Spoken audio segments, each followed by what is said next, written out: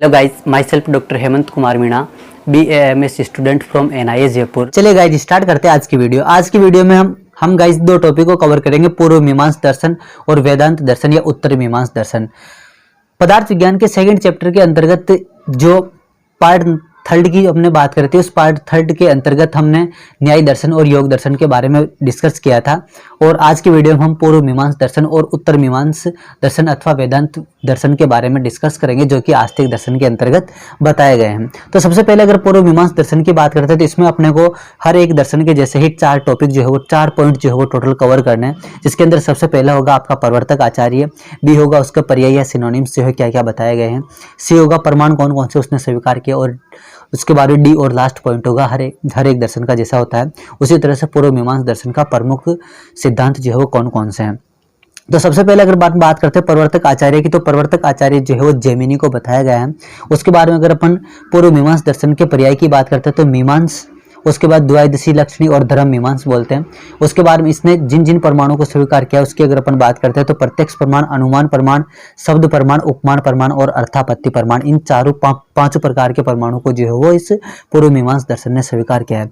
परिचय इंट्रोडक्शन की अगर अपन बात करते हैं तो इंट्रोडक्शन के में अपने को याद रखना है कि मीमांस दर्शन में जो मीमांस है उस मीमांस का शाब्दिक अर्थ होता है कि कोई भी ऐसी वस्तु जिसका अपन यथार्थ ज्ञान प्राप्त हो या जिसकी यथार्थ ज्ञान को जानने की जिज्ञासा अपने अंदर हो, उसका मतलब क्या है, इसका मतलब यही मीमांस का मतलब यही होता है। तो ऐसा दर्शन जिसके अंतर्गत किसी भी वस्तु के ज्ञान को अर्थात किसी भी वस्तु के बारे में सही नॉलेज को ग्रहण करने के बारे में विस्तृत रूप से जो वर्णन मिलता है उस दर्शन को अपन क्या बोलते हैं, मीमांस दर्शन के नाम से जानते हैं। अगर गाइस अपन बात करते हैं वेदों के टाइम की, तो वेदों में जो है आपको वेदों की अगर अपन बात करते हैं वेद के जो है वो 2 भाग आपको टोटल मिलाकर के बताए गए। इस पॉइंट को आप अच्छे से समझना, जिनमें अगर सबसे पहले अगर अपन बात करते हैं तो कर्म कांड और ज्ञान कांड। ठीक है, सबसे पहला वाला जो भाग था वो पूर्व भाग था और सेकंड भाग जो था वो उत्तर भाग था। पूर्व भाग जो है उस पूर्व भाग के बारे में आपको पूर्व मीमांस दर्शन में स्टडी मिलेगी, और अगर अपन उत्तर भाग की बात करते हैं तो उत्तर भाग के बारे में उत्तर मीमांस दर्शन, जिसको अपन वेदांत दर्शन भी बोलते हैं, उसके अंतर्गत आपको जो है वो पढ़ना होगा।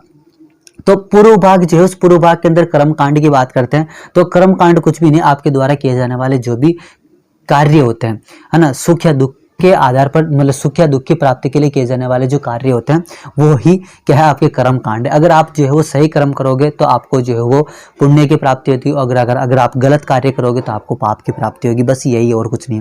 तो ज्ञान कांड के बारे में जो कर्म कांड है उस कर्म कांड के बारे में कर्म मीमांस के अंतर्गत स्टडी करते हैं, और ये कर्म मीमांस जो है ना इसको अपन पूर्व मीमांस के नाम से भी जानते हैं।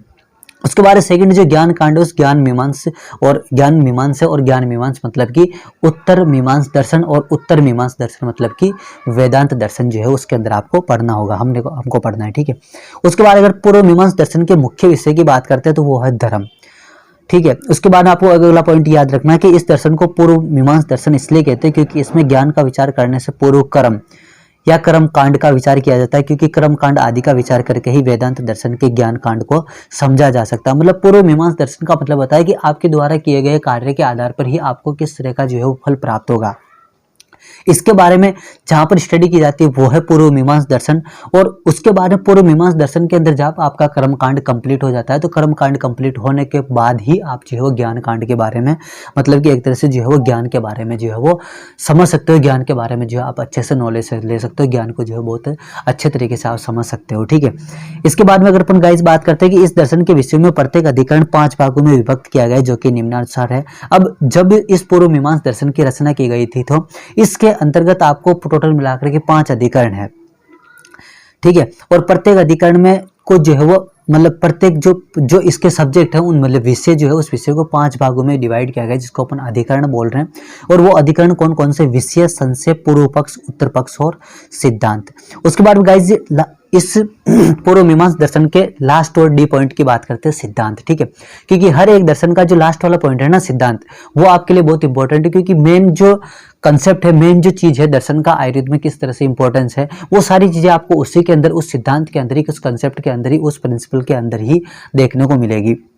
तो सबसे पहला सिद्धांत है वो है प्रथम सूत्र सिद्धांत, सेकंड है मोक्ष सिद्धांत, थर्ड है अपूर्व सिद्धांत, फोर्थ है ईश्वरवाद और मीमांस दर्शन, और 5वां प्रमाण है ना, परमाण्यवाद। उस छठा है कि मीमांसा दर्शन के अनुसार सृष्टि और प्रलय जो है वो क्या है उसके बारे में। सबसे पहले अगर अपन बात करते हैं प्रथम सूत्र सिद्धांत की, तो प्रथम सूत्र हर एक दर्शन का, ज्यादातर दर्शनों का जो है धर्म को ही जो है वो प्रथम सूत्र माना गया है। मतलब कि पूर्व मीमांसा दर्शन के अंदर सबसे पहले जो बात की गई है, उस सबसे पहले जिसके बारे में बात की गई वो इसका प्रथम सूत्र होता है। तो इसमें सबसे पहले बात की गई थी धर्म के बारे में, इसलिए इस पूर्व मीमांसा दर्शन का जो प्रथम सूत्र है वो क्या है, धर्म। धर्म को जानने की जिज्ञासा रखने के लिए संपूर्ण ग्रंथ जो है वो लिखा गया था, ठीक है। उसके अलावा धर्म को जानने का प्रमुख साधन जो है यज्ञ आदि को बताएगा। मतलब कि यज्ञ आदि क्रियाएं जो है वो इनको करके ही आप धर्म को जो है वो जान सकते हो, धर्म के बारे में नॉलेज जो है प्राप्त कर सकते हो। सेकंड की अगर अपन बात करते हैं मोक्ष के सिद्धांत, मोक्ष सिद्धांत की, तो मोक्ष का मतलब क्या है कि धर्म, अर्थ, काम और मोक्ष, पुरुषार्थ, पुरुष के जो 4 अर्थ बताया जिसको अपन पुरुषार्थ चतुष्क के नाम से जानते हैं। तो इसमें क्या है कि आपको एक तो धर्म है, उसके बाद में अर्थ, फिर काम और मोक्ष, इन तीनों के परिणाम स्वरूप आपको मोक्ष की प्राप्ति जो है वो हो सकती है। अब धर्म, अर्थ और काम, इन तीनों की अगर अपन बात करते हैं तो इसमें शरीर के आधार पर अगर इसको देखें तो शरीर, इंद्रिय और विषय का संबंध होना ही बंधन है। और अगर ये बंधन नहीं हो पाता, मतलब ये संबंध शरीर, इंद्रिय और विषय, इनका अगर संबंध नहीं हो पाता तो उस कंडीशन में आपको मोक्ष, मतलब शरीर, इंद्रिय और विषय का जब सहयोग नहीं होगा तो आपको ज्ञान की प्राप्ति नहीं होगी। ज्ञान की प्राप्ति नहीं होगी मतलब कि आप जो है शरीर की क्रियाओं को कुछ भी कर नहीं सकते।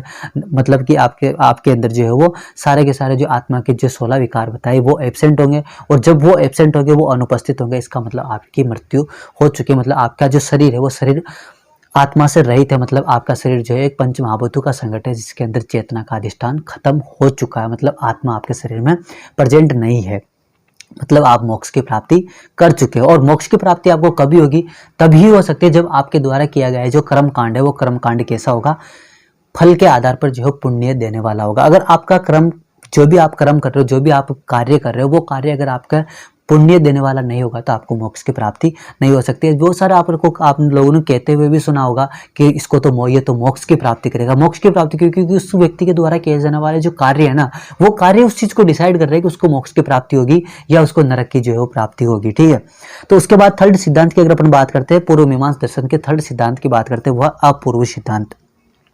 मीमांसा दर्शन ने इस सिद्धांत को माना है और इसमें अपूर्व का अर्थ है कर्मों से नवीन उत्पन्न होने वाला फल। मतलब आपने कोई भी कार्य किया, उस कार्य से उत्पन्न होने वाला कोई भी जो फल है, उसके फल की यहाँ पर बात की गई, मतलब कि पाप अथवा पुण्य का फल, ठीक है। इस दर्शन ने बताया कि वर्तमान के कर्म का फल भविष्य में और भूतकाल के कर्मों का फल वर्तमान में कैसे प्राप्त हो सकता है। मतलब कि ये एक विरोधाभास है, ऐसा नहीं हो सकता। आप खुद भी सोचो, एक बार अगर डीप में सोच के देखें तो मान लो कि आपने कोई आज कोई कार्य किया, उस कार्य का फल आपको इन फ्यूचर जो है वो मिलेगा। ये कैसे हो सकता है, आप एक बार सोच करके देखो।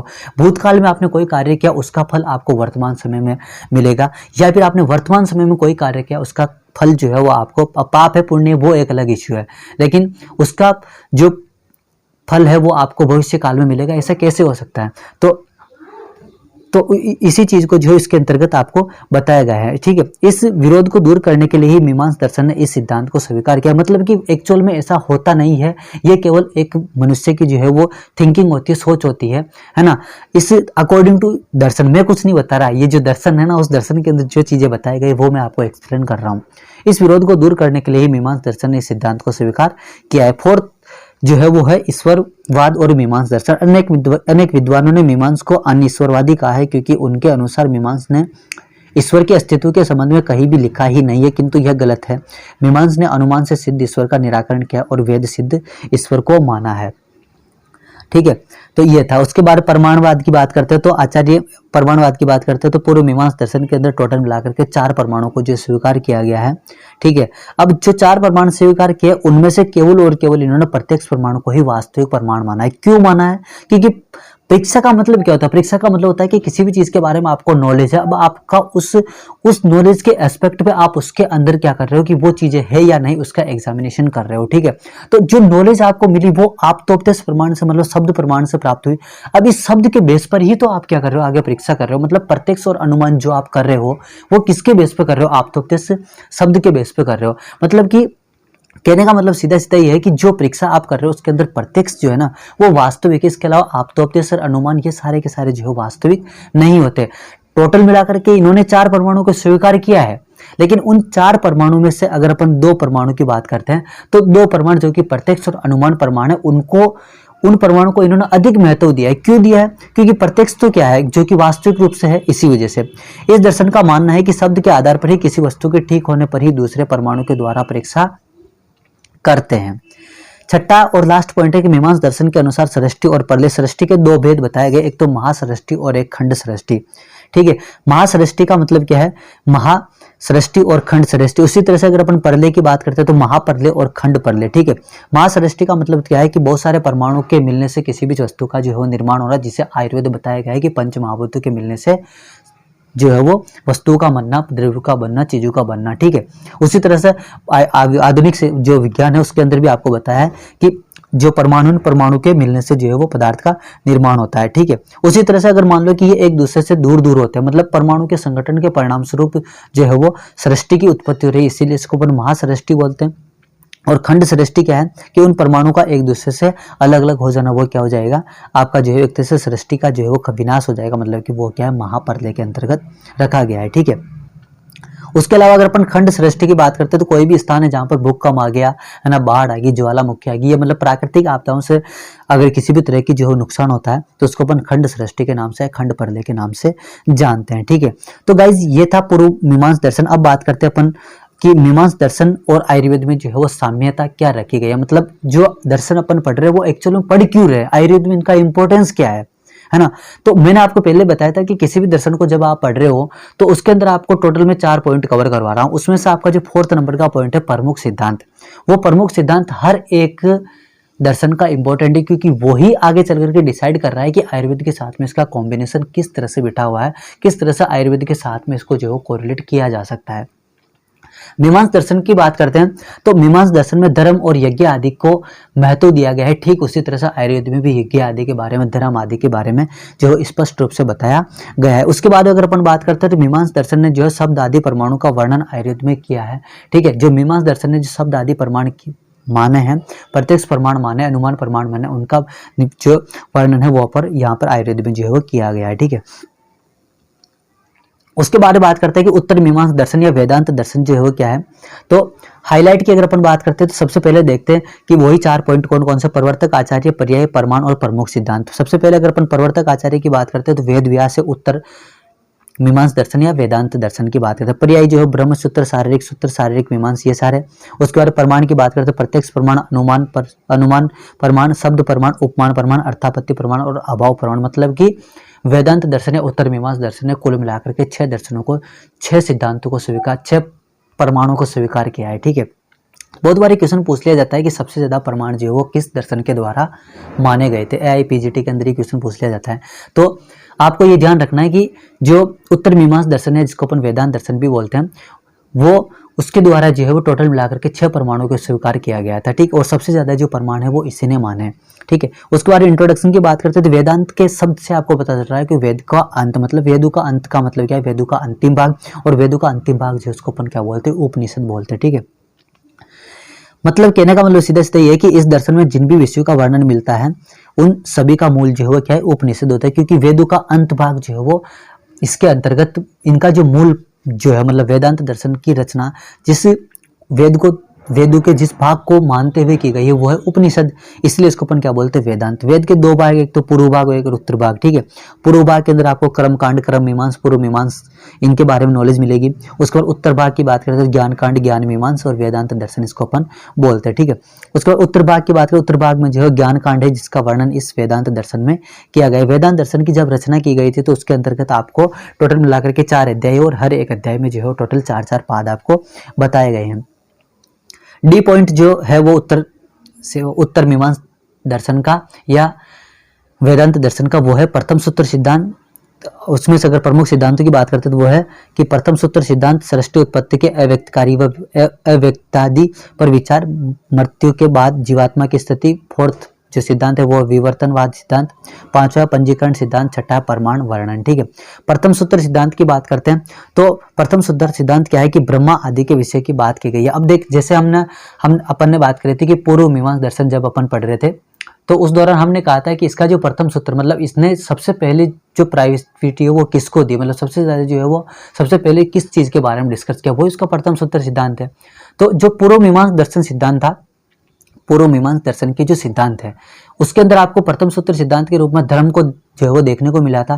ठीक उसी तरह से उत्तर मीमांसा दर्शन या वेदांत दर्शन जो है वो उसका भी प्रथम सूत्र सिद्धांत है ब्रह्मा। ब्रह्मा के बारे में जो आपको यहाँ पर वर्णन मिलेगा। ठीक है, प्रथम सूत्र सिद्धांत के अंतर्गत आपको ब्रह्मा को कैसे जगत की उत्पत्ति और प्रलय का कारण मानते हैं इसके बारे में आपको समझना है। ठीक है, उसके बाद सृष्टि उत्पत्ति के अव्यक्तादि पर विचार, मतलब जब सृष्टि की उत्पत्ति हुई थी तो उस उत्पत्ति के दौरान कौन कौन से तत्वों को जो स्वीकार किया है। जैसे सांख्य दर्शन ने टोटल मिलाकर 25 तत्वों को स्वीकार किया था सृष्टि उत्पत्ति के अंतर्गत। ठीक है, तो उसी तरह से जो व्यक्त ज्ञेय है ना, उसके अलावा अगर अपन बात करते हैं कि प्रकृति के आधार पर केवल प्रकृति केवल विकृति है ना, उसके अलावा प्रकृति विकृति न प्रकृति न विकृति, ये जो अलग अलग टाइप्स बताए गए थे आपको सृष्टि उत्पत्ति क्रम वाली, अगर आपने वीडियो नहीं देखी है तो वो भी एनाटॉमी के अंदर जो है वो एनाटॉमी के अंदर एक टॉपिक आया था सृष्टि उत्पत्ति क्रम, उसकी वीडियो जो हमने चैनल पर डाल रखी है, तो आप एनाटॉमी वाली जो प्लेलिस्ट है वहाँ पर जाकर के आप देख सकते हैं, या फिर आपको लिंक जो है ऊपर आई बटन में मिल जाएगा, आप वहाँ से भी इसको देख सकते हैं। तो सृष्टि उत्पत्ति के अंतर्गत जो भी तत्व काउंट किए गए थे उन तत्वों के बारे में समस्त विस्तार रूप से जो विचार है वो इस सृष्टि उत्पत्ति के अव्यक्तादि पर किया गया था। ठीक है, उसके बाद मृत्यु के बाद में जीवात्मा की स्थिति क्या होती है, मतलब जब पंच महाभूतों से युक्त शरीर को छोड़ करके आत्मा शरीर से बाहर निकलती है, तो आत्मा शरीर से बाहर निकलने के बाद उस आत्मा का अस्तित्व क्या है, वो कहाँ जाती है, उसका क्या होता है, इन सभी चीज़ों के बारे में जो है वो इस जीवात्मा की स्थिति वाले सिद्धांत में जो आपको पढ़ना है। तो इसमें जीवात्मा की स्थिति के बारे में जानकारी मिलती है कि मौत के बाद जीवात्मा का क्या होता है, वह कैसे शरीर को छोड़कर जाती है, इन सभी के बारे में विस्तार से वर्णन इस दर्शन में के इस सिद्धांत में जो है मिलता है। उसके बाद फोर्थ सिद्धांत है वो है विवर्तनवाद सिद्धांत। विवर्तन का अर्थ है कि भ्रम या विपरीत, जो वस्तु जैसी है उसे वैसा ना समझ करके आपको किसी दूसरी तरह का, उससे छोटी उससे बड़ी मोटी है ना ऊंची, इस तरह का अगर आभासी आभास होता है तो उसका मतलब है वहां पर क्या है कि विवर्तनवाद सिद्धांत अप्लाई हो रहा है। पंजीकरण सिद्धांत की बात करते हैं तो पंजीकरण सिद्धांत का मतलब होता है कि जब भी महाभूतों का निर्माण होता है, आकाश वायु अग्नि जल और पृथ्वी का, तो इस दौरान सबसे पहले आकाश बना, फिर वायु बनी, फिर जल बना, फिर पृथ्वी बनी, है ना। तो इस दौरान क्या होता है कि आकाश से जब वायु का निर्माण हो रहा था तो वायु के निर्माण की प्रक्रिया के दौरान जो इससे पहले वाला जो महाभूत था वो पहले वाले महाभूत का जो है वो इसमें क्या है आधा भाग है, मतलब 50% भाग तो किसका, अपने से पूर्व महाभूत का है और 50% इसमें नया काउंट किया गया। इसीलिए तो कहते हैं कि आकाश वायु अग्नि जल और पृथ्वी तक आते आते समस्त जो पिछले जो 4 महाभूत है उनके समस्त गुण किसमें पाए जाते हैं, पृथ्वी में। क्यों पाए जाते हैं, क्योंकि जब आकाश से वायु बनी थी तो उस दौरान उस आकाश का 50% भाग वायु के साथ इन्वॉल्व हो चुका था। वायु से जब अग्नि बनी तो अग्नि के निर्माण की प्रक्रिया के दौरान 50% भाग वायु का उसके साथ मिल चुका था। इसी तरह से पृथ्वी के निर्माण की प्रक्रिया के दौरान जल में उपस्थित जो 50% भाग था वो किसके साथ मिल चुका, पृथ्वी के साथ मिल चुका। क्योंकि जल के अंदर अपने से पिछले वाले जो 3 महाभूत थे उनके गुण भी है, खुद का भी है, और अब आने वाला जो पृथ्वी महाभूत बन रहा है उसके गुण भी है। इसलिए पृथ्वी महाभूत के अंदर समस्त जो 4 अपने पिछले वाले जो महाभूत थे उनके गुण इसमें उपस्थित होते हैं। यही पंजीकरण का सिद्धांत है कि जब एक महाभूत से दूसरा महाभूत बनता है तो उस दौरान एक महाभूत का 50% पार्ट जो है वो दूसरे महाभूत के अंदर समाहित हो जाता है और उस महाभूत की उत्पत्ति करता है। परमाणु वर्णन में आपको यही याद रखना है कि वेदांत दर्शन ने टोटल मिलाकर के कितने परमाणु माने, तो वेदांत दर्शन ने टोटल मिलाकर के 6 परमाणु माने थे, जो कि प्रत्यक्ष, अनुमान, उपमान, शब्द, अर्थापत्ति और अभाव था। वेदांत दर्शन और आयुर्वेद की बात करते हैं तो वही है कि आयुर्वेद का इन दर्शनों के साथ में रिलेशन क्या, हर एक दर्शन का आयुर्वेद के साथ में क्या इंपॉर्टेंस है, उस चीज को समझने के लिए आपको वेदांत दर्शन और आयुर्वेद के मध्य संबंध जो है ना उसको जानना होगा। तो वेदांत दर्शन के 6 परमाणु में से 4 परमाणु का वर्णन आयुर्वेद में किया गया है। पंजीकरण सिद्धांत का वर्णन दोनों शास्त्रों में उपलब्ध है। तो गाइज ये थी आज की हमारी वीडियो जिसमें हमने बात करी पूर्व मीमांसा दर्शन और उत्तर मीमांसा दर्शन के बारे में। अब आने वाली जो नेक्स्ट वीडियो है उसके अंतर्गत हम बात करेंगे कि जो आस्तिक दर्शन है वो कौन कौन से बताए गए थे, और उसी के साथ साथ जो आयुर्वेद है उस आयुर्वेद को एक स्वतंत्र दर्शन के रूप में क्यों स्वीकार किया गया है। आयुर्वेद के अंदर आयुर्वेद को एक जो है वो स्वतंत्र दर्शन क्यों माना गया, इसके बारे में आने वाली नेक्स्ट वीडियो में हम डिस्कस करेंगे। तो गाइज ये थी हमारी वीडियो, आज की वीडियो जिसमें हमने 2 टॉपिक के बारे में कवर किया। वीडियो आपको अच्छी लगी तो लाइक कीजिएगा और आने वाली हर एक वीडियो का नोटिफिकेशन आप तक मिलता रहे और आप हमारे चैनल की हर एक वीडियो को देख पाओ। इसके लिए आप बेल आइकन को प्रेस कर लीजिए और हमारे चैनल को सब्सक्राइब कर लीजिए।